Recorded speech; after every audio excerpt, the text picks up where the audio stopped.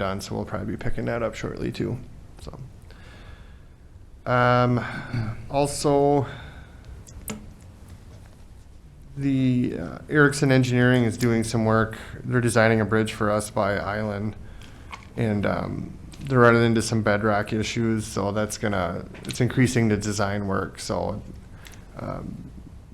the cost on that bridge design, because it's going to take a longer bridge than we originally thought, and some unique footings that we've never even done before. So there's going to be some more design work in that, so that the cost for that design work is probably going to be somewhere around $5,000 higher than we originally anticipated. Nick, is this the bridge between Island and the state park? It's not Correct. the old arch bridge at all? That's Not the arch bridge. Yeah. No.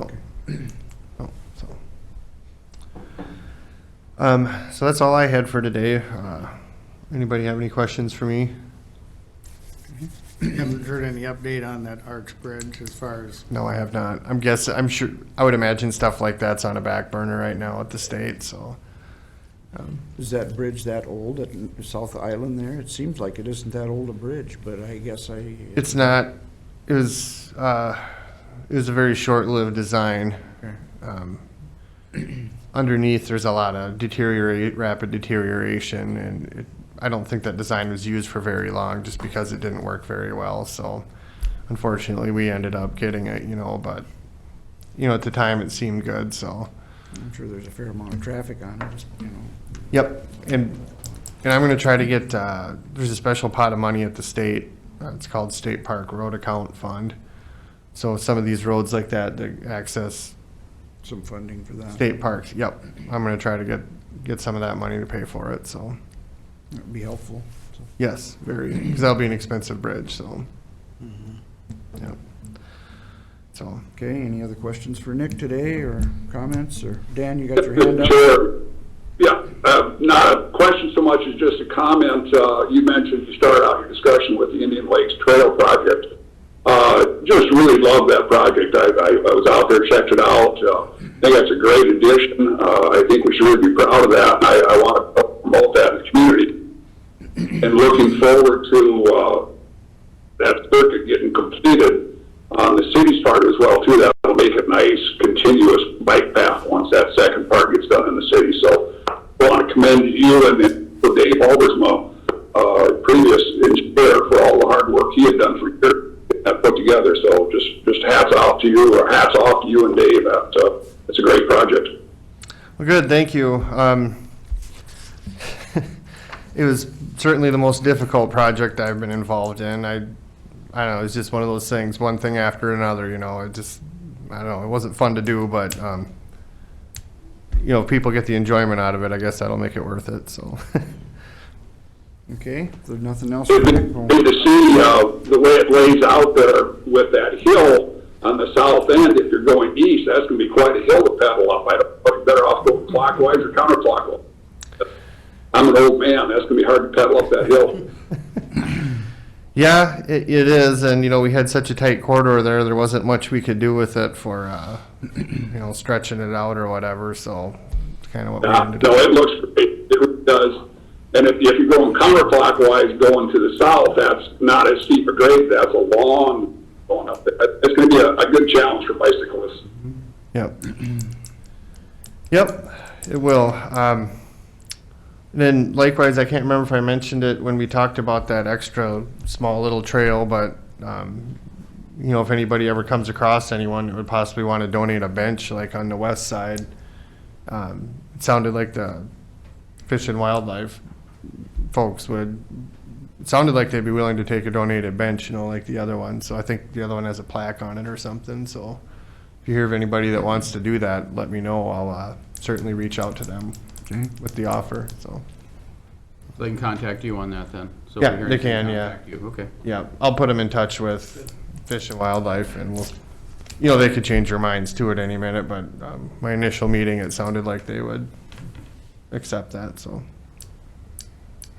okay, Right. thank you, Chairman, as Nick. long as Nick is here, I can just give a Okay. little update on where we're at on the judicial ditch work. Okay. Double D's did start work on the 5th and brought an excavator out and actually did quite a bit of work on the east side of the ditch. Unfortunately, they got called away to do a sewer issue that happened on Third Avenue Southwest here in Pipestone, and they've been there for the last 7 to 10 days working on that project. So unfortunately, there hasn't been any activity since then. But the excavator is still out there. I did talk to Jamie on Monday, and he apologized that they're not working this week, but they were called away. And he did mention that there are probably going to be some more trees we'll have to work with the city with to see if we can get them out of the way out there. So, but we'll keep working on that. So they have done some work on there, so if you drive out there and take a look at it, it's underway. It's Okay, been good. smoothed out, so they'll be able to get the long reach excavator in there when Ingbarth or Johnson Ditching is ready to do the work on that. That's a good thing. Okay, So, anything else for Nick then? Okay, thank you, Nick. All right. Joyce is here right on time. Don't want to be late. No, Are you presenting, Steve? Or am I listening? Sure, yeah, go right ahead. Yeah, have a seat. That way you put you in the hot seat for any questions I might have. Yeah. Joyce advised me last week that her appointment time is up, and it's now ready for her to be appointed for another 4-year term as our county assessor. So this comes around every 4 years. I check back, and you've done that back in 2017, so 17, 18, 19, and 20. So the next period will come up starting in 21. So this is an annual requirement, much like we've had to do with our county engineer, Nick Bergman. Veteran Service Officer Renee has to be appointed as well. So this is a state requirement that Joyce be reappointed to her position. I have in your packet here a copy of the information stating Minnesota statutes 273.061 declares that the terms of office as county assessor shall begin on January 1st of every 4th year after 1973. January 1st, 2021 will begin a new term of office for assessors statewide. So I'm requesting a motion and a second and board approval for the reappointment of County Assessor Joyce Schmidt for a period of 4 years beginning January 1st of 2021. Mr. Chair, I move for approval. okay, Chris made a motion to approve. I would second. Les seconded. Any other discussion? How's your time? It's probably the last time you'll have to do Tell us this. what you're gonna- It's a campaign. Campaign pledge. That's why it's not elected. Oh, So I'm not all in influenced by favor, that. say aye. Aye. Opposed? Okay. Thank you very much. Congratulations, I Joyce. appreciate it. You can Thank you. continue working then. Thank you, Joyce. Thanks, Joyce. Okay, we have something else at 10. Do you want to fit something else in there, Steve? What Oh, else sure. can we do? Yeah, we'll go ahead and let's work on our other business that we have here. Let's start out with the Lincoln Pipestone Rural Water Board Commissioner's appointment. That is in your packet as well. Find it here. Should be 2 pieces of paper. There's a short bio of the representatives that are recommended being represented for the years 21 through 24. Frances Engels from Lincoln County, Janice Moen, has served since 2009, and she is a resident of Lincoln County as well, and J. Brent Fikema joined the board in 2013, and he is from Nobles County. So I have in front of me is a resolution 59-31-20, resolution recommending the appointment of Frances Engels, Janice Moen, and J. Brent Fikema to the Lincoln County Rural Water System Board of Commissioners. They would, their terms would expire on December 31st of 20 and start again on January 1st of 2021 for another 4-year term. So there's a resolution on the back that the board would approve that, and we'd be looking for a motion to approve those members to the Rural Water Board and to approve resolution 59-31-20.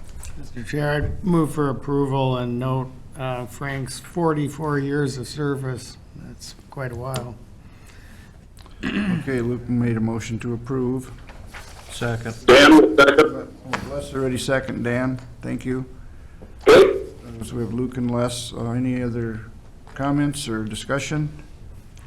Okay, all in favor say aye. Aye. Aye. Opposed? Aye. Okay, it's all in favor, so it's Passes. Okay.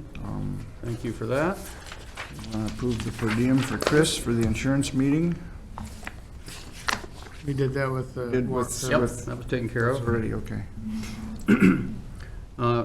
Next one is for requesting overflow camper parking at the North Fairgrounds lot. Wayne has been getting requests for possible use of that area for more campers. Apparently during the COVID-19, you may have heard about it, there are a lot of people that were doing more personal recreational opportunities. That included buying a lot of campers apparently, and boats and pontoons and things like that. So you're doing things individually instead of with groups that you'd normally do. So Wayne is just trying to get ahead of the curve just in case we need it for extra parking. That would be the lot directly north where the old Johnson House, I would call it, was in that parking lot to the north of the agricultural buildings. So if that could be used for overflow camping for the year 2021 at a cost of $20 a month, which was what Wayne recommended. It's basically outside, it just gives them a place to park it. There's no utility hookups or anything. There's nothing there other than a place to park your This would include camper boats outdoors. or things of that nature, recreational vehicles, not just campers. RVs, that Or type of boats thing. or whatever. Boats, most people want those under something, boats, but campers generally, did we lose somebody? We lost Dan, I think, but he's trying, oh, there he is. Okay. No, that was weird. And there's no liability for the county on anything that's parked there if it No. hails or storms or something? No. Well, it's just basically off-street parking for them if they don't have places for it. We're still using the cattle arena with, as the roof over it. That gets a little bit more, that gets $30 a month for that because it's under a roof. Yeah. And he's using also the show arena, which is done at a cost per foot to park it in there, and we're getting large motor homes, a few boats and that type of thing go in But there. to where use they it for like something. It you know, gets used in the seasons. winter time, so it's nothing else being done with it, so just wanted to bring it to the board to have the board authorize using that north lot at $20 a month for RV parking, we'll call it that way, not just necessarily campers. Mr. Chair, move for Camper approval. RV. Okay, Chris made a motion to approve. I will second. Les seconded it. Any other discussion? All in favor? I say do have one question. Do we need to make it clear that it's just for parking only and not for camping?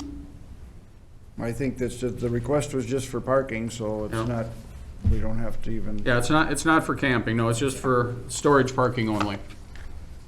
okay? Yeah, just as long as that's very clear in the agreement that it's not for camping. Yep, Okay, we'll handle I'll- it that way, thank you. All in favor, say aye.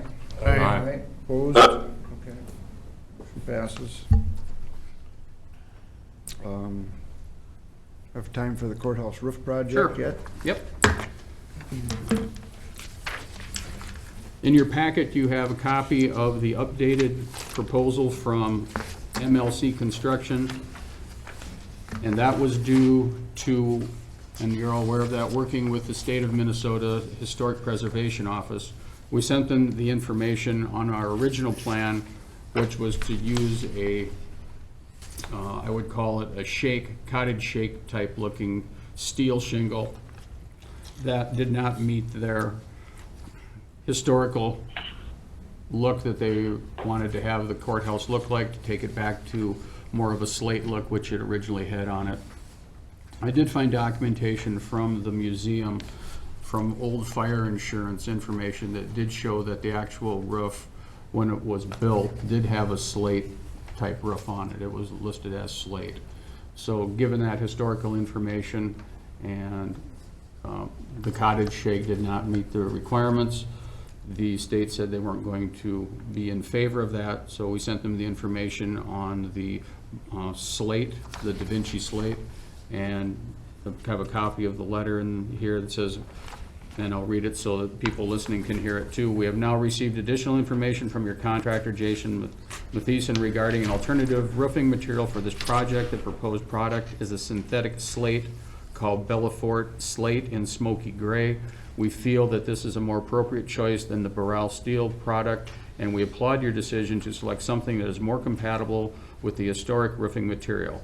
Therefore, based on information that is available to us at this time, we have determined that the project now as proposed meets standards and will have no adverse effect on the historic property. So the state is on board with that. However, there is an increase in cost on this. I did also include the original quotes that we got back in June from Guarantee Roofing and MLC Contracting.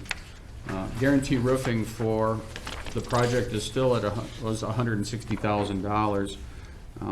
What we had originally approved for the cottage shake from MLC was $76,590.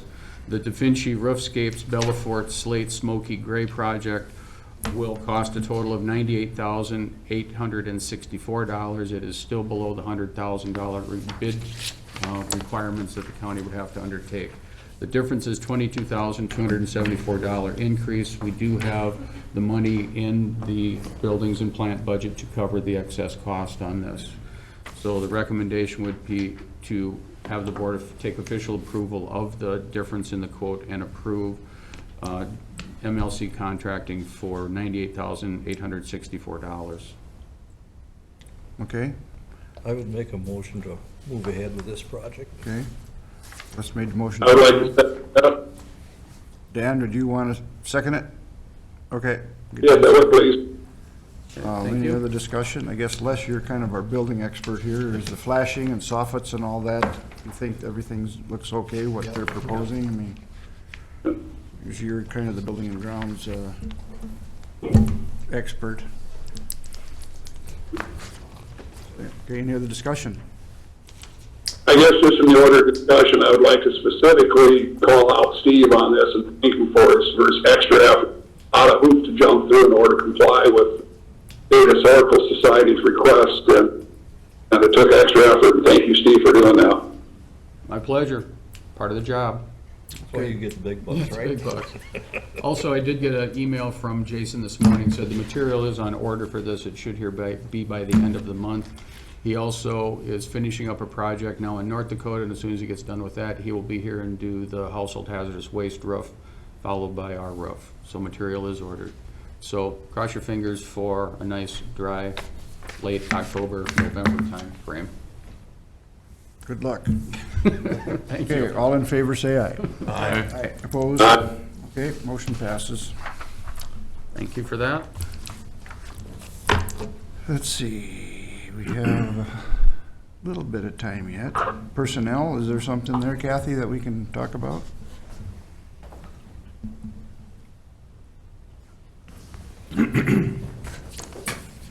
Morning. All right. Well, first of all, for the ambulance, we did hire a full-time EMT, Heather Spurl, S-P-E-R-L, and she started on September 16th. She had been filling in on a lot of our shifts for quite some time, so it was a smooth transition for her to get started. So we're thankful for her starting full-time.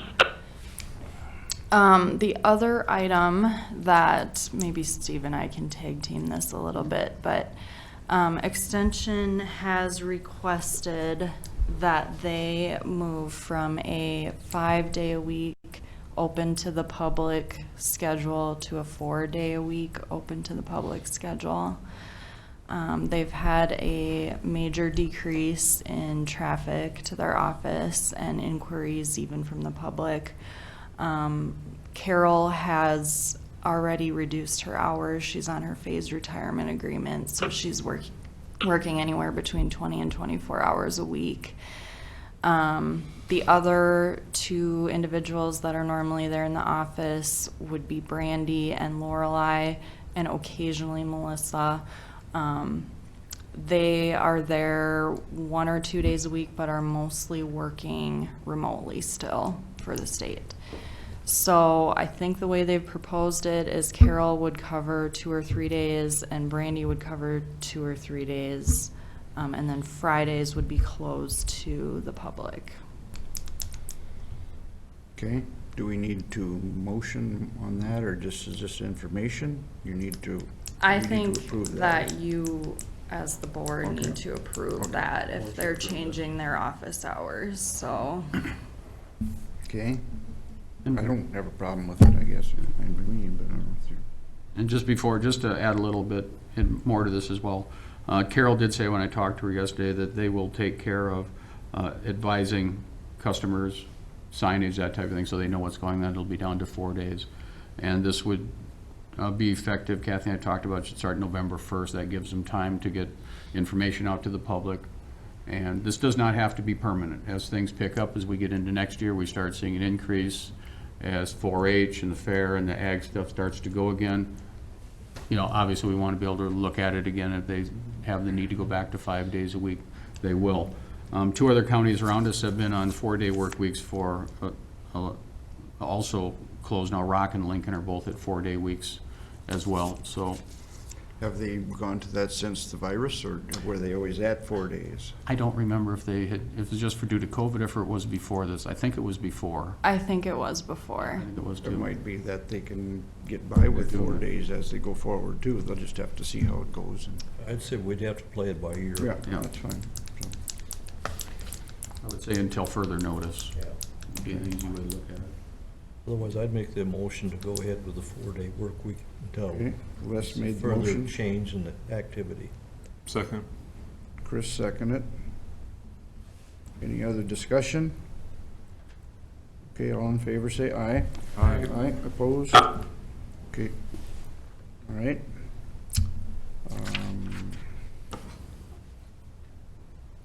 What about the AMC? Steve, are they? Yep, this is just information only.